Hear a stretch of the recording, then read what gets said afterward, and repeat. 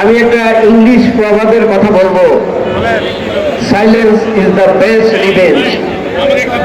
নীরবতাই সবচেয়ে নিশ্চিত প্রতিশোধ। আমি এই নীরবতার মাধ্যমে আজকে এই জনসমাবেশে ব্যস্ত রাখতে চাই বাংলাদেশের সবচেয়ে ক্ষমতাবান ব্যক্তি, যার কাছে জাতি প্রত্যাশার মাধ্যমে প্রতি মুহূর্তে কথা শুনতে চায়, উনি আজকে নীরবতার পথ ধরেছেন। এই নীরবতা